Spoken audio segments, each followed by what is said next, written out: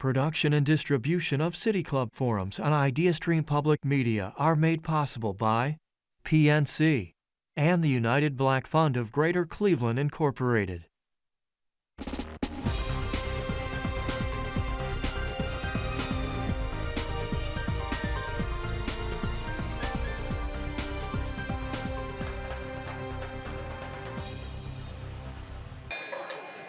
Hello and welcome to the City Club of Cleveland, where we are devoted to conversations of consequence that help democracy thrive. Today is Friday, April 14th. My name is Dan Moulthrop. I'm the Chief Executive here. I'm also a proud member. And I'm pleased to introduce our forum today. It's a conversation about Rebecca Fannin's latest book, Silicon Heartland, Transforming the Midwest from Rust Belt to Tech Belt. And the great good fortune is that we have Rebecca Fannin with us today as well.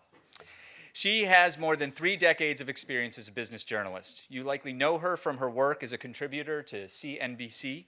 Her byline also regularly appears in the Harvard Business Review and Forbes. In 2010, Fannin launched Silicon Dragon Ventures, a media and events platform focused on startup investment. Ms. Fannin is also an Ohio native, so when it comes to the Midwest, she knows what she's talking about. Today, we'll hear from Rebecca Fannin about the unique opportunities that are turning the Midwest into a high-tech hub, and about what is next for Midwest innovation as major companies, venture capitalists, and entrepreneurs are turning their eyes inland, away from the coasts. After some opening remarks, Ms. Fannin will lead a panel conversation with 3 leaders from our local entrepreneurship and innovation community. Joining us on stage are Matt Buder-Shapiro. He's co-founder of MedPilot and the Chief Marketing Officer of Vitalize Health. Ray Leach, at the far end of the stage, he's CEO of Jumpstart Incorporated, and Baiju Shah, President and CEO of the Greater Cleveland Partnership. If you'd like to help shape the conversation, you can send us your question. Text it to 330-541-5794. The number again is 330-541-5794. You can also tweet your question at the City Club, and our staff will work it into the Q&A portion of the program. Members and friends of the City Club of Cleveland, please join me in welcoming to the lectern Rebecca Fannin. Thank you. Thank you. Thank you. Well, thank you very much. It's wonderful to see everyone here today. And as you already heard, I am an Ohio native from Lancaster, Ohio. So I do know something about what I'm writing about here. And I've been writing for many, many years, from Harvard Business Review to CNBC to Forbes to a couple of books later. This is actually my 4th book, and my first book was about China, Silicon Dragon, and it was published in 2008 when nobody believed that China could be a tech innovator, and I think I proved them wrong, the naysayers wrong, with some subsequent books, Tech Titans of China, which was published in 2019.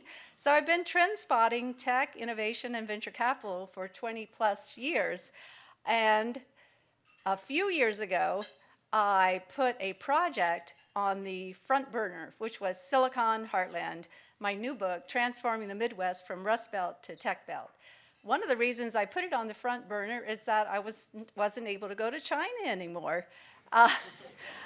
All those trips to China, 100 trips to China over about 12 to 15 years, and it ended in 2020.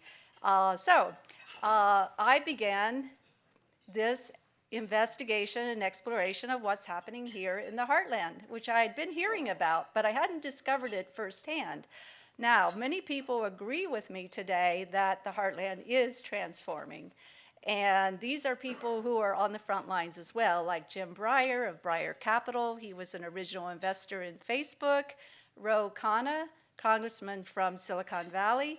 He says a book that inspires hope for our future. And this book is about our future and America's future and how the Heartland can rise and how it can help us compete with China.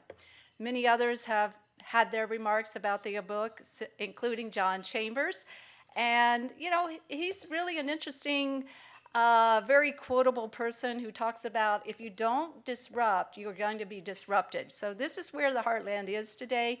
We're in the middle of this transition of disrupting so that we're not disrupted. On my Heartland road trip, I went to many, many places, about 26 tech clusters in the Great Lakes states and Appalachian states. It was a wonderful journey to interview many leaders of this transition, this transformation that's happening, mayors, entrepreneurs, investors, business leaders. And I made some really, I think, wonderful discoveries of the industrial past and the future that awaits us all. So in Lancaster, Ohio, it's home to Anchor Hocking. It's a glass town, right? It's a glass factory town, but that's the past. There's one factory left out of the huge factories that were going strong in Lancaster, Ohio. Same thing in Pittsburgh. There's one steel mill left in Pittsburgh out of all those bustling steel mills. So as we can see, we have to invent the future. And that's happening right now. Intel, as we know, is investing $20 billion into a new semiconductor plant outside Columbus, Ohio, very near my hometown of Lancaster. There's tech training already going on for this future of tech innovation that we are seeing happening here in the Heartland today. And we need more of it. We need more of this tech training because those jobs, the old factory jobs, are not coming back. It's all about new tech today. New tech is about Google data centers in Ohio, even in my hometown of Lancaster on farmland. And it's about biotech and 3D printing, advanced manufacturing, from the Cleveland Clinic to the Youngstown Business Incubator in Youngstown. Many innovations happening in these tech clusters, but there's a lot of challenges that remain. One of them is the workforce development. Another is this idea of many societal ills in today's population. Poverty remains in this area very, very pronounced. Opioid addiction in some markets, and other challenges. A slower pace here in the Heartland than I've seen in Silicon Valley or in China or elsewhere. A lagging infrastructure. Yes, there's great highways, crisscrossing, but there's really no high-speed rail, and the bridges need fixed. China has high-speed rail crisscrossing the country already. I have taken the train from Shanghai to Beijing several times, and it only takes 3.5 hours. It used to take an overnight trip. So the Heartland has these challenges. One of the main challenges is the confidence factor, the culture of being humble. The Midwest is a very humble place. Everyone's nice, but there's not a lot of cutthroat competition that I've seen in China and in Silicon Valley over the years. And I have been in China during the tech boom there, and I've been in Silicon Valley during the tech boom there, and also the downside of it. So this confidence factor of, yes, we can do it. And we're going to be hearing on the panel later about some entrepreneurs who are succeeding. But we need more. There's no Steve Jobs yet, or Elon Musk yet in the Heartland. There's plenty of them I've met in Silicon Valley with that kind of personality, but there's few and far between here in the Midwest. So that's what I talk about, this confidence factor and the culture factor. I've already mentioned the China rivalry. One of the reasons I wanted to write this book is because I had already documented what was going on in China in R&D and in venture capital and in innovation and in entrepreneurship. I saw the U.S. lagging behind, and I document that in my book. I show the R&D spending, the venture capital spending, and now we have the promise of tomorrow with the CHIPS Act and the American Rescue Plan as part of it, the regional innovation hubs, the U.S. government funding statewide and government-wide. The U.S. is putting tech innovation on the front line. And we're catching up to China, and China is still going strong. There are a number of drivers that I write about in my book, Silicon Heartland. The new startups, 18,000 in 10 years, the venture capital, 4 times growth, to 20 billion in 10 years. The universities, such as Case Western and also OSU and many others. Carnegie Mellon, of course, I cannot skip over Carnegie Mellon. The corporate innovators from P&G to Goodyear to Nationwide. Now, another one of the major drivers of this Heartland transition, of course, is the remote working. So remote working came into being about the time that I was starting this book. And it is here to stay, I think. And the pandemic also was a driver of this whole transformation. We saw people leaving Silicon Valley. I still have a place in Silicon Valley. And during the pandemic and this whole era, I saw so many moving vans in my neighborhood. 60,000 people left Silicon Valley. And they're coming to the Heartland, in part because costs are lower and opportunities are here. And I write in the book about where these tech clusters are. They're in Columbus with insurance and health tech and chips now too. Cincinnati with supply chain and sustainability. Cleveland with biotech and water tech and the Cleveland Clinic, of course. Dayton with the U.S. Air Force and the research lab with military applications. Indianapolis with SaaS and so forth. Detroit, Motor City with Industry 4.0 and electric vehicles.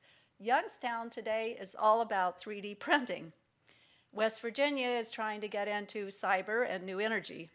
New energy they need to, or they're going to be disrupted big time. In my book, I talk about this important driver, venture capital, and we're going to be hearing a little bit more about that in our panel. It's still scarce here in this region, but it's growing. Still about 3/4 of the money goes to 3 coastal cities or coastal markets, San Francisco, New York, and Boston. It's growing here in the Heartland, but it needs to escalate. So right now in the Great Lakes states, only 8% of deals nationwide are in the Great Lakes states. On the other hand, there's been a 63% growth in the past 10 years. So things are changing. And we'll get to hear a little bit more about how Cleveland is driving that forward in a moment. Ohio, of the Great Lakes states and the Rust Belt states, is a little bit above average here. Illinois is first, Pennsylvania. Illinois was Chicago, and Pennsylvania because of Pittsburgh, which is a huge transitioning town from steel town to AI and robotics today. Ohio is in 3rd place, followed by Michigan. And we have important drivers here of this VC market, like Ray Leach of Jumpstart, who is on our panel coming up. So in these Heartland markets, maybe the population is declining in some of them, but like Cleveland and like Detroit, still declining or not growing. But the tech talent pool is growing. So over the past 5 years, Cleveland has gained 14% in its tech talent pool in 5 years. Many other places are also going strong. Dayton, 31% increase. Indianapolis, 23% increase. We need that. We need this tech talent coming in to further this transition. There are entrepreneurs region-wide that I interviewed in my book and that I write about, from Flint to Pittsburgh to Cincinnati to Cleveland. And many of them from all walks of life, immigrants, minorities. There's a lot of creativity and innovation happening in minority-led cities, such as Detroit, such as Tulsa. Tulsa is about Black Wall Street today and the renaissance of Black Wall Street. I have been in both of these markets recently, and I have seen the creativity there. I already mentioned about the population trends. It's mixed. Tech talent is up, but population is mixed. Cleveland and Pittsburgh and Detroit are all still declining in population. This is over a 10-year period. Columbus, on the other hand, has gained 15% in population in 10 years. Indianapolis, 8%. Even Cincinnati, 4%. It's a mixed picture, and we need to change this, and the mayors are making it happen. In the book, I interviewed many mayors. I'll highlight a few here. Bill Peduto of Pittsburgh, who was very much involved with the tech transformation in Pittsburgh. In Dayton, Nan Whaley, who ran for governor here in the state of Ohio. I have met her just recently in Dayton, and she is still hard at work with the Mayoral Council conference in DC. In Flint, Sheldon Neely, and in Cleveland, Justin Bibb. So I know many of you know Justin Bibb here. Change makers, they make it happen, and I write about them in the book. Albert Ratner, who is here with us today, is quoted in my book and was very helpful in telling the work he's doing in Appalachia. And it's remarkable. There are other people who are driving this transformation forward that I write about in the book. Gordon Gee of West Virginia University, he's the president of West Virginia University. Dave Mawiney of Carnegie Mellon, who's the head of the Entrepreneurship Center. Beju Shah, who is here today with us from Cleveland. We'll hear from him too. These are change makers. We need more of them. We need more entrepreneurs. We need more venture capital. We need more R&D. The promise is here. The opportunity is here, and it's here for the taking. To quote Albert Ratner in the book, we're moving from flyover country to fly to country. Unfortunately, this area still has this image, at least in Silicon Valley, of being flyover country. But we're making it fly to country, and the opportunity exists to rebuild industries here in the heartland with new tech and to beat China. So thank you very much for listening.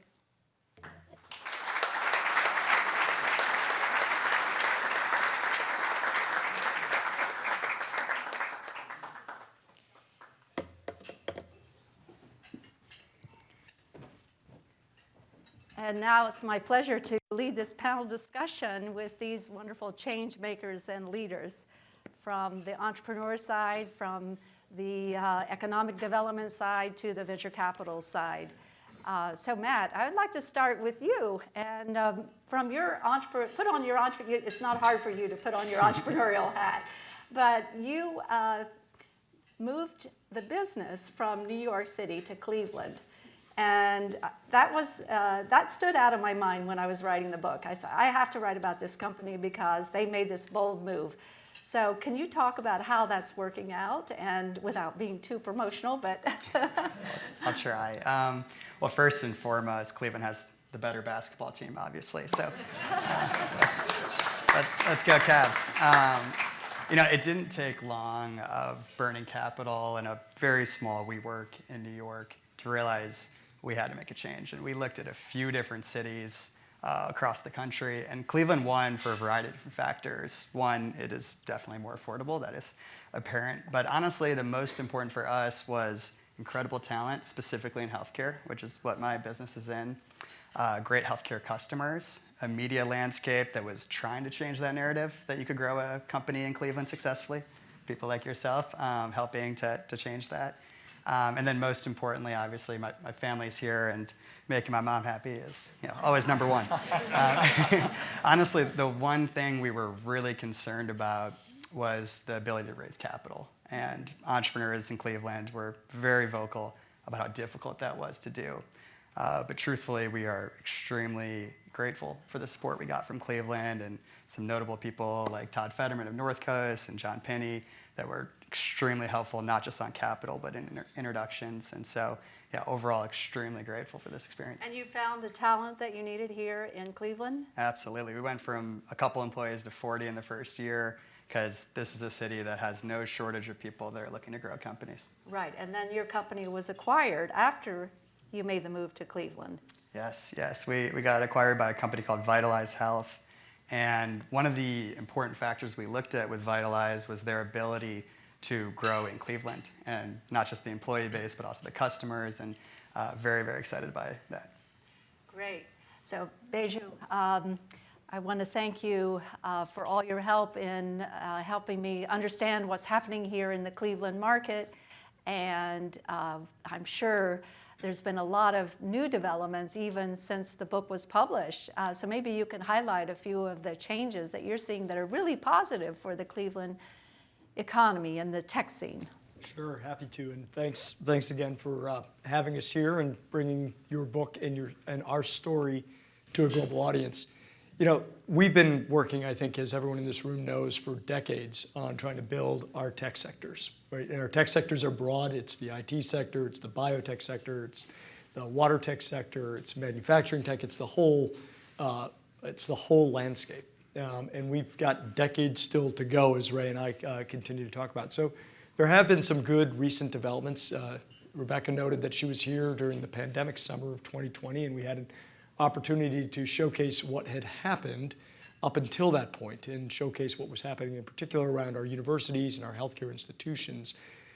One of the things that's been of recent note is the Cleveland Clinic and IBM announced the launch of their first ever private quantum computing facility. Right? IBM chose to bring that facility here to Cleveland, partner with our wonderful health institutions.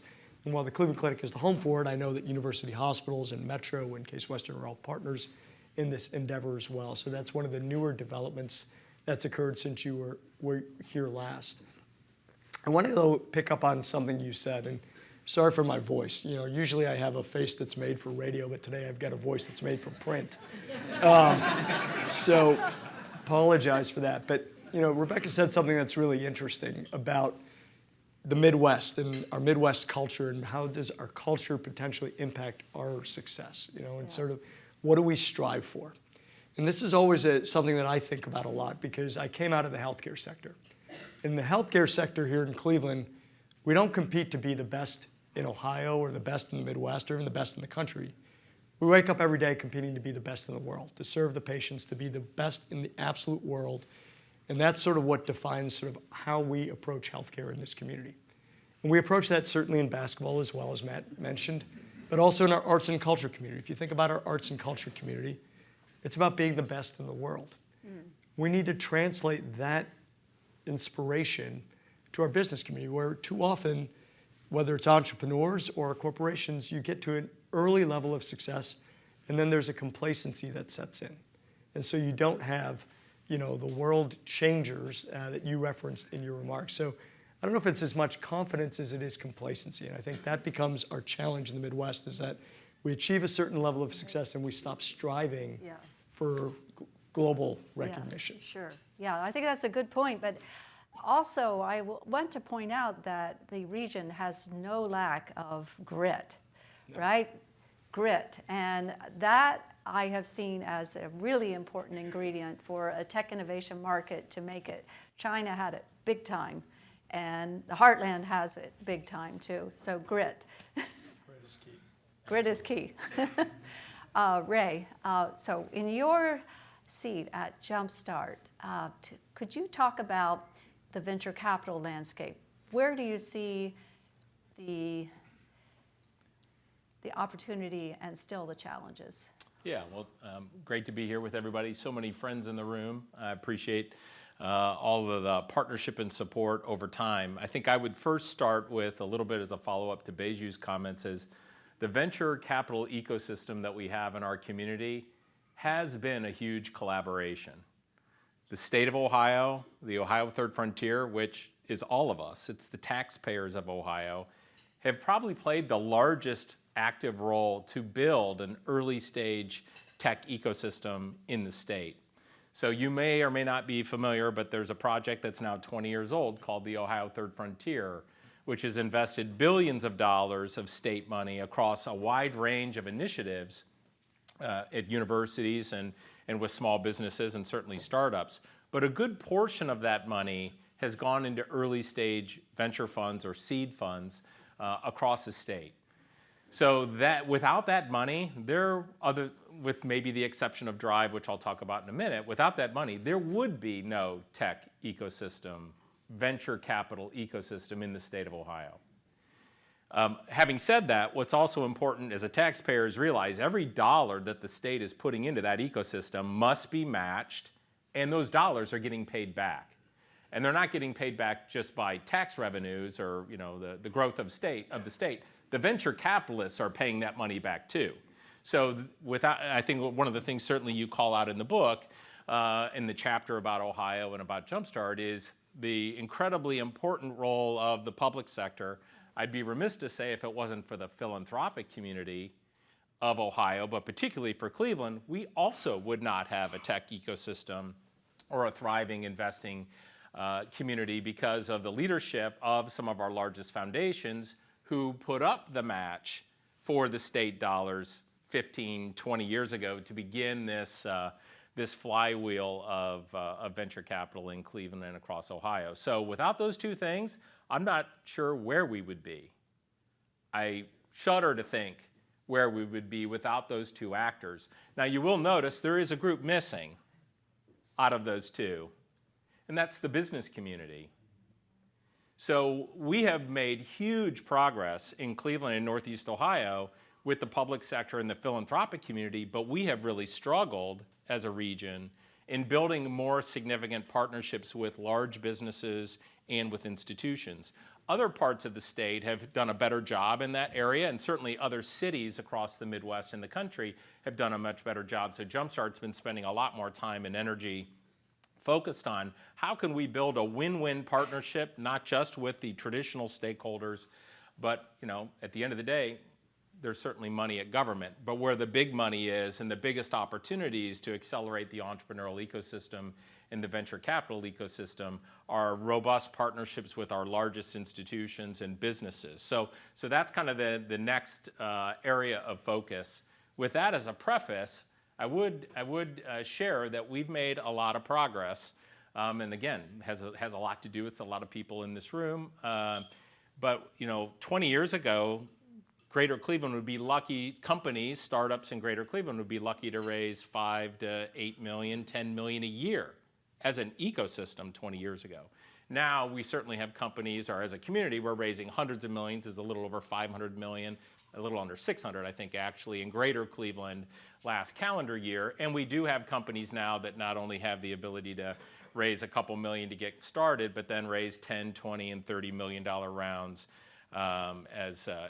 in our community and across Ohio.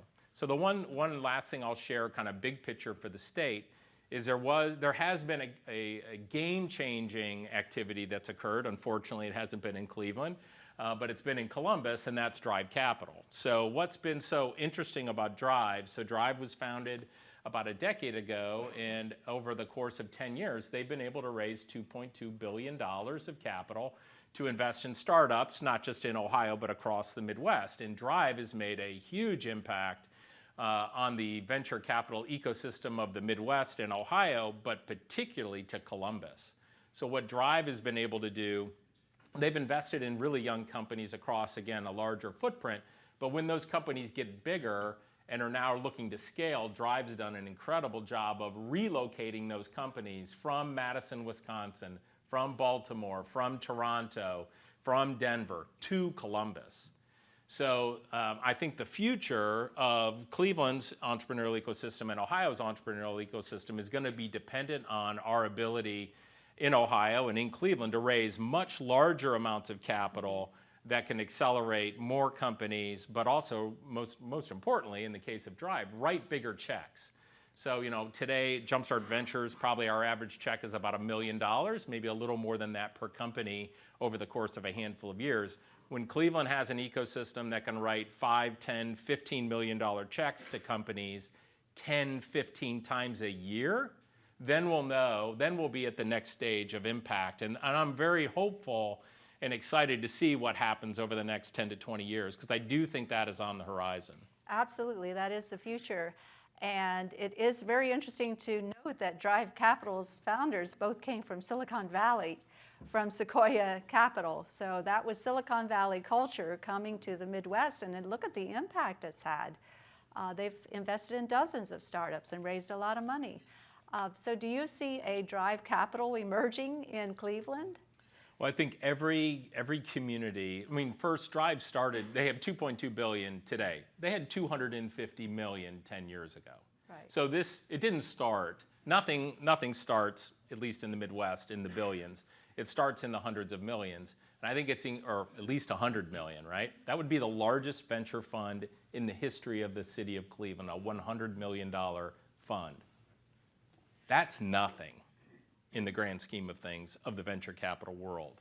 But it would be a great start. So I think I am certainly have been spending, the last couple decades, and will help anyone in the room that aspires to be able to raise that fund or to realize that outcome, because our tech ecosystem very, very much needs capital. If we are able to aggregate larger amounts of capital, we'll make a lot more progress, a lot more efficiently than what we've been able to do. But again, I'm not complaining.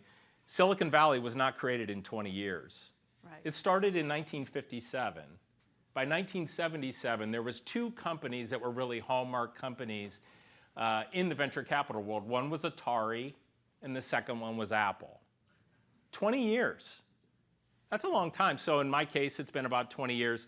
Think from 1977 to 1997, the amount of progress Silicon Valley made, which again, we're not going to be Silicon Valley, but what fueled that really was this aggregation of capital. So we have the talent, I think we have the grit, we have the work ethic. If we can find ways to partner with the whole community to raise that capital, we'll accelerate our momentum. Right, yes. So as Silicon Valley spreads nationwide, it is changing the character of many markets, like Austin. Austin could be considered a next Silicon Valley. There are other markets as well. In the case of Cleveland, what will have to take place before Cleveland can become one of those next Austins or next Silicon Valley? What do you see as kind of the drivers, and where are the elements of success that are going to drive this forward? No, Beiju. And sure. also I want to ask you about the future of Cleveland, because this is coming up a lot. Many places that have succeeded already are actually suffering the consequences of too much success. There's congestion. All of a sudden, the cost of living goes up, and it becomes not the kind of place that people were trying to escape from Silicon Valley. So what is the future? Let me ask it this way. What is the future of Cleveland as a tech innovation market? How is it going to avoid these kind of issues that have? Well, let's have the success first, and then let's deal with the consequences of the success. I would echo Ray's comments. Our biggest gap in Cleveland is capital. Now, Drive is an incredible success story, an incredible confluence of a couple of key individuals moving to a market and demonstrating that you can make money in the Midwest. Drive is unique in the Midwest. There's not a fund like Drive anywhere else in the Midwest. So it's not just Columbus. There's nothing like Drive in Chicago or Indianapolis or Pittsburgh or Cincinnati or any of these other communities. And in Ray's remarks, one of the critical things to recognize about a firm like Drive is their ability to attract companies in. So right now, markets like Cleveland or Pittsburgh or Indy, it's organic growth. It's entrepreneurs, it's people like Matt that are growing companies, that are attracting capital from in-region, out-of-region, making it happen. A firm like Drive can accelerate that by bringing companies from many other places in, and all of a sudden the speed gets there. So I do think capital is a huge part of it. It's both venture capital, but as Ray also said, the corporate venture capital. Right? We need our companies to start to think about the startup space in a very different way than they've been thinking about. We've got a few companies that have launched venture units or new business creation units, like Progressive Insurance with Level 20 now in town, or UH Ventures or the Cleveland Clinic Ventures, but we need many, many more of our companies to start to participate in the startup market, because that's another way by which we attract entrepreneurs to our community and start to accelerate the speed of growth.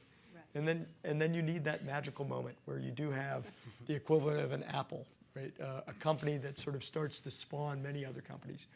We've had a few in our history here in Cleveland, not by design, but by just sheer luck. So we've mapped trees in the healthcare sector out of what was called Picker X-ray.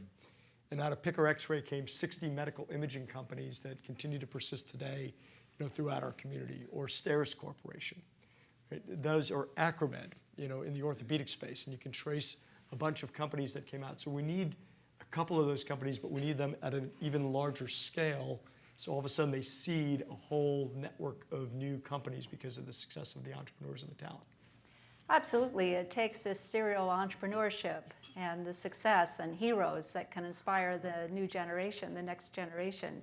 So Matt, what inspired you to become an entrepreneur and why Cleveland?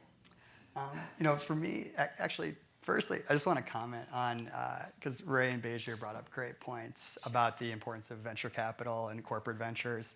But I think there's a very critical stage before you get to that of early stage angel investing. These companies that are just starting, they're not at a place where they're going to have the metrics to probably convince a venture fund to take a chance on them. And I think, honestly, that's one of the indirect benefits of a serial entrepreneur is serial entrepreneurs, hopefully, if they have some success, are willing to take chances because they have capital, but they also understand the risk. I think one of the bigger issues in Cleveland is not that Cleveland doesn't have any capital, it's they don't have the type of capital that's willing to take those risks. And people that understand the risk profile, the risk reward paradigm. So, but in terms of serial entrepreneurship, for me, I've wanted to be an entrepreneur since day one. I'm grateful for that. My mom's here, so she knows I've been trying to start companies from a very young age, not always successfully. But to be a serial entrepreneur, you have to understand that you can have success in so many ways, not just financially. And for me, it was education. It was understanding how to grow a business and knowing that even if I didn't create Apple, I would learn a lot, probably more than in an MBA program for me, because school wasn't my number one skill set. So, I think serial entrepreneurs kind of all have that mentality. Right. So as the city changes and the region changes, what impact is this going to have on the culture? How is, we are going from factory work and from people who were laid off and from a lot of industries that collapsed and people lost their jobs and a lot of despair and poverty. And now we're seeing this tech innovation happening here in the Heartland in clusters, in pockets, not everywhere, but in certain pockets. And I think Cleveland is coming on strong. So how is this going to change the culture of these cities? Yeah, so a couple comments on that. So someone said, and I can't remember who said it, but every business is a tech business, right? And we truly have to embrace that mindset throughout Cleveland. No matter what type of business you're a tech business, and if you don't recognize you're a tech business, you're probably going out of business. The corollary to that is every worker is a tech worker. And for the change that we need to push through Cleveland is the awareness that no matter what role you're in today, you need to embrace technology. Over the last 2 months, we've all been having this existential conversation around what is ChatGPT and AI going to do to everyone's job? And the answer is it's going to change everyone's job. Yeah. Right? And you need to get ahead of that curve rather than wait for the impact, like the factory being closed, to recognize you needed to invest in skill building. Now, the good news is on the policy side, our governor and lieutenant governor have promoted a new program called Tech Creds, which is basically free skill building. Any employer, any individual can apply to get the training cost reimbursed for a recognized tech credential. And we need to promote that broadly throughout our region so that we don't have the negative effects of the disruption of the wave of tech that's taking over. Right. Yeah, I think that's very much the case. And I guess given I spend all day, every day in the field of economic development in Cleveland, I have to share how incredibly impressed I am, particularly over the last handful of years, about how the system itself is integrated, much better integrated than it used to be. And the system, I believe, has an appreciation and an understanding of the people that have the greatest insight on the problems are in the community. We need to start in the community and work our way back to the solution. I've been doing this for a little while, so I can tell you for the first decade or so, that wasn't necessarily the orientation. Not because people weren't doing good work or trying to do the right thing. I think the community has gone through a big evolution, and I think COVID has accelerated that, where now we know that it's through collaboration, it's through the collective intelligence and resources and our interest in understanding that proximity to everyone in our community and understanding where they are, the issues and challenges they're dealing with, and bringing resources and empathy and understanding and capacity to accelerate them. So to Beiju's point, everyone is a tech worker. I think that's a great reflection of how I think our community has evolved, its understanding and its proximity to how we can build a better future for everyone. Okay. Well, last question as we wrap up our panel. What innovations do you see coming here in the region that are going to make a huge impact, make a difference? I wrote about Alibaba, Tencent, Baidu, TikTok, all of these companies before they became well known. Are there any companies like that that are under the radar now in the heartland that are going to become these tech titans? Okay, so that's a great question. So Jumpstart has about 180 portfolio companies, or we've invested in 180 companies. We have over 100 active companies.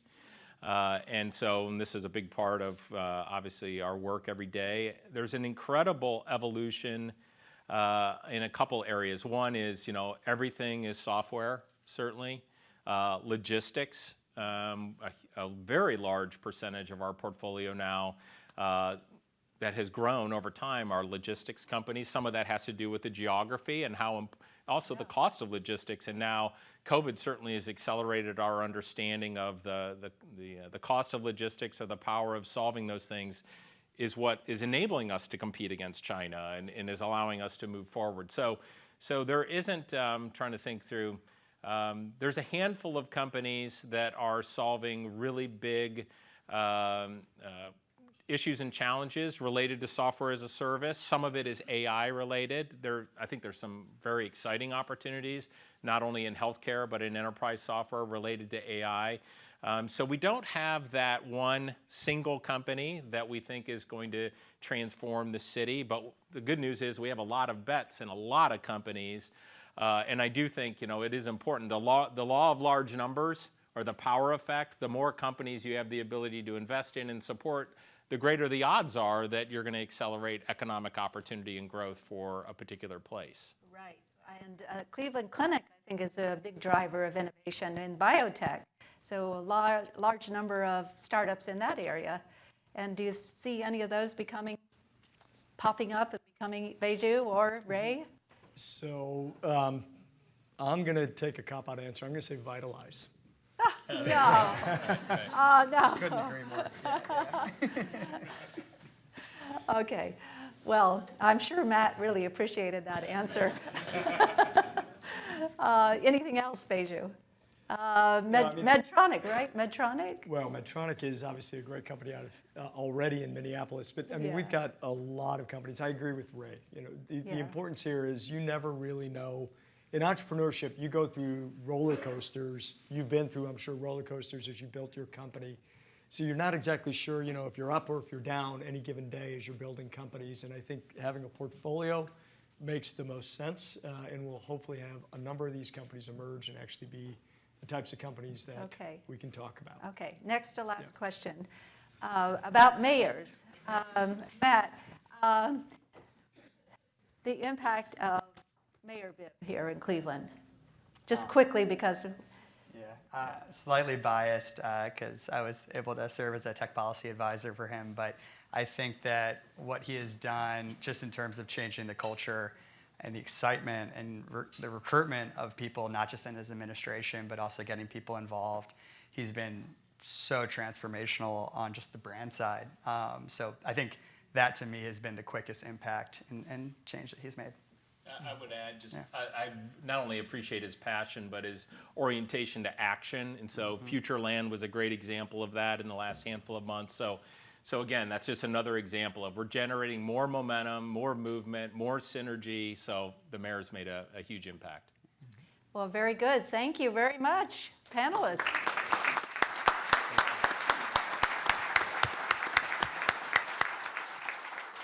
We're about to begin the audience Q&A. I'm Dan Malthrop, Chief Executive here. On our panel today are Matt Buter-Shapiro of MedPilot and Vitalize Health, Ray Leach of Jumpstart Incorporated, and Beiju Shah of the Greater Cleveland Partnership. Moderating our dialogue is author and CNBC contributor Rebecca Fannin, who also provided opening remarks. We welcome questions from everyone, City Club members, guests, students, and those of you joining us via our live stream at cityclub.org or our live radio broadcast on 89.7 WKSU. If you'd like to tweet a question and help shape the dialogue, you can tweet it at the City Club, or you can text it to 330-541-5794. The number again is 330-541-5794. May we have our first question, please? Yes, so this is a text question.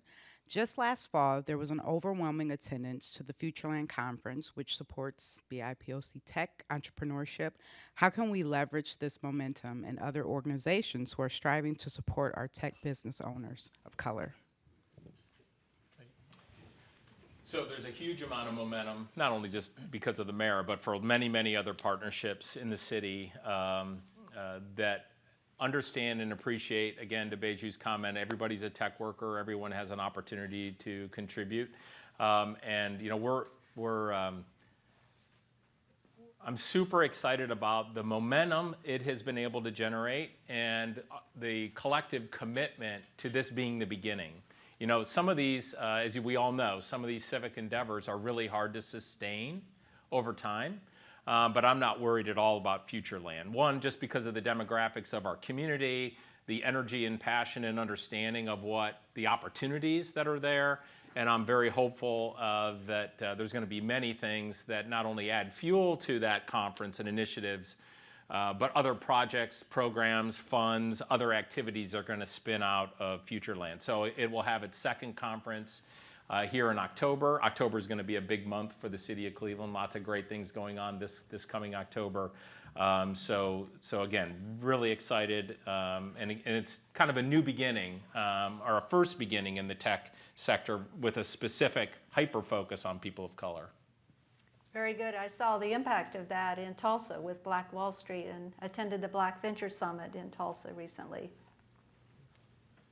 Yes, I just wanted to ask the panel, could you please address the great possibilities that immigrant talent could bring to this area? Sure, so happy to talk about that. So I think there's been a study or two put out there in terms of the share of tech businesses that have been started by immigrants or the children of immigrants, and it's something like about 1 in 4 of the tech businesses that have been funded nationwide. And that's true as we look across our region as well, right? Immigrants have had a huge impact in our growing tech sector.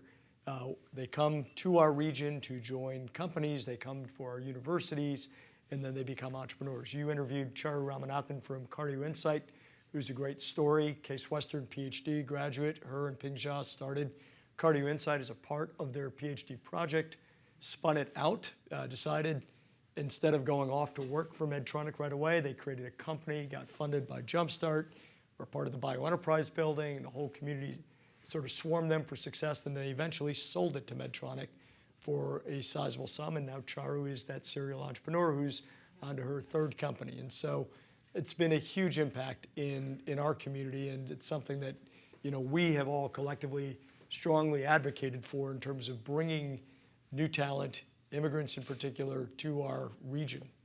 One I would add to that, which again I think is a great reflection of Cleveland's ecosystem, is that Global Cleveland is the natural entity that might lead an initiative like that. And so the whole community comes around and says, okay, Global Cleveland, how can we bring our resources at Jumpstart to help you be the front door to accelerate immigrant entrepreneurship? It wasn't always that way in Cleveland. Like if there was an opportunity, there might be a half a dozen nonprofits going after that opportunity, where I think we've figured out who's the right organization, who has the right front door. It doesn't mean that there aren't other entities that can be helpful, but this collaboration piece, we've come a long, long, long way. And I think by empowering Global Cleveland, as an example in this case, to make a bigger impact is what we're really all about. Yeah, and Global Cleveland has recently launched, if you haven't seen, a Global Entrepreneur in Residence program, and they've named their first entrepreneur in residence, and he started a business, a supply chain company. He's also a Case Western grad. Beiju, you ran bioenterprise to its peak. Unfortunately, after you left, it collapsed. How do we rebuild that entrepreneurial ecosystem of expertise in the medtech space? So I think, we've talked a lot about this, Peter. It's about reconnecting the individuals. When we started BioEnterprise 20 years ago, we had a couple of great biomedical entrepreneurs, and Bill Sanford for Steris, and Mal Mixon of Invacare, and a couple of others, and a number of companies, but we didn't really have a broad range of entrepreneurs or individuals that were experienced in regulatory and all the other elements of medtech development or biotech development. We now have a plethora, but we don't have a hub. We don't have a hub where they gather, right, and where they can exchange information and connect and get those resources. So that is something we need to work on as a region. We'll work with our institutions, work with our partners at Team Neo. I see Swarna up next for a conversation on this as well. But it's critical because entrepreneurs need to find those resources, and sometimes the best pathways are by talking to other entrepreneurs. And I think that you guys have done an amazing job of helping, but economic development organizations can only do so much. We can't just say like, oh, Beiju and Ray, they got it. They're working very hard. So I think it's honestly on entrepreneurs too to help each other. And it's definitely a community of a very tight-knit group, but also it is competitive. And I think especially in Cleveland, similar to how we've seen it in other cities, people need to do a little bit better job of working together, even aside from all the great work you guys are doing. Right, and as Beiju mentioned before about remote working, today it's harder to get that nucleus together, of everybody cooperating, collaborating in the same space. So that's an issue. Hi, thank you guys so much. This was really well done. I think mine and Peter's questions might have been slightly out of order, but I'm going to circle back to the idea of serial entrepreneurs investing back into the regions or ecosystems where they found success and acting as angel investors. So we've talked a lot about that amongst the teams that are trying to revamp and strengthen our ecosystem to support biotech, healthcare innovation. That's what I focus on. I would love to hear your thoughts on the challenges as to why we haven't sort of realized that to this point, and what could we do better moving forward to build that network and see that sort of momentum. Right, in Silicon Valley, this is a huge feeder. People probably here have heard about the PayPal mafia, right? Peter Thiel and all his colleagues went on to create dozens more Silicon Valley startups. So we may be a few years away from that. A simple analogy is you can't push a rope. We need leaders. We need leaders from industry who want to lead and advance our community. The great news is there's organizations, perhaps like GCP and Jumpstart and others, that can help them. And the other element is we know how to get Third Frontier or State of Ohio support to advance many of those things. So I think the most important element to do better, particularly in these collaborations where you're bringing expertise, is the private sector's leadership.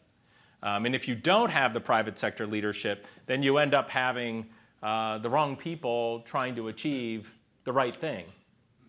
So it's that simple. Well, and I think we also need to do a better job of telling stories of Sure. Clevelanders that are already doing it or have done it. So I think about a couple of my mentors. Mal Mixon probably invested in at least 50 different ventures, beyond Invacare. Some of them that had nothing to do with healthcare whatsoever, but just was a serial investor because he believed in entrepreneurs. Bill Sanford, Steris, invested in a number of companies. Ray Dalton has invested in a number of companies. Chuck Hallberg, we talk about Cover My Meds. That was Chuck's 4th or 5th venture, right? That Chuck helped seed. So we need to do a better job of lifting up those entrepreneurs, and there's many others that are doing it, oftentimes privately, very quietly. They're not doing it for renown. They're just doing it because they're passionate about entrepreneurs.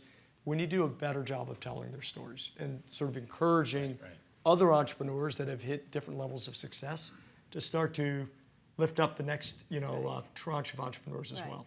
Well, one of the issues is the media coverage, or the lack of media coverage, because as we've seen with newspapers and TV and radio, it's very diminished these days. And we unfortunately have to leave it there. I'm so sorry that we don't have more time.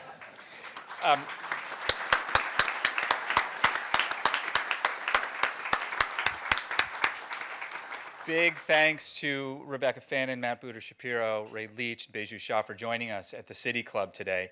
We'd also like to thank Verizon for their partnership, and thanks also to our friends at Cuyahoga Arts and Culture, the John P. Murphy Foundation, and the Cuyahoga County Public Library for their partnership on our Authors in Conversation series. Our forum today is the Paul A. and Sonia F. Unger International Forum on Cleveland in the World. Paul and Sonia Unger were renowned civic leaders who developed education and professional development for local elected officials and advocates for Croatia's independence from Yugoslavia in the early 1990s. And they founded the Unger Croatia Institute for Public Administration in 1997. They personally sponsored 22 fellows at the Kennedy School of Government at Harvard, including deputy prime ministers, parliamentary committee chairs, and ambassadors. We're grateful to the Unger family for their support of civic engagement and democracy here at the City Club and also at Cleveland State University's Levin College. We'd like to welcome guests at tables hosted by EDGE, by the Greater Cleveland Partnership, Huntington, Jumpstart, the Levin College at Cleveland State, PNC, Team NEO, the Veal Institute for Entrepreneurship at Case Western Reserve University, and of course Verizon as well. Thank you all so much for being with us today. Next week, as was mentioned, State of the City with Mayor Bibb, Wednesday night at East Tech High School. Please join us, it's free.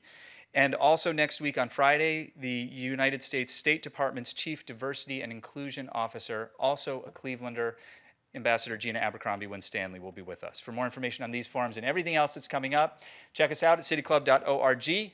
That brings us to the end of our forum today. Thank you all so much for being a part of this. Our forum is now adjourned. For information on upcoming speakers or for podcasts of the City Club, go to cityclub.org.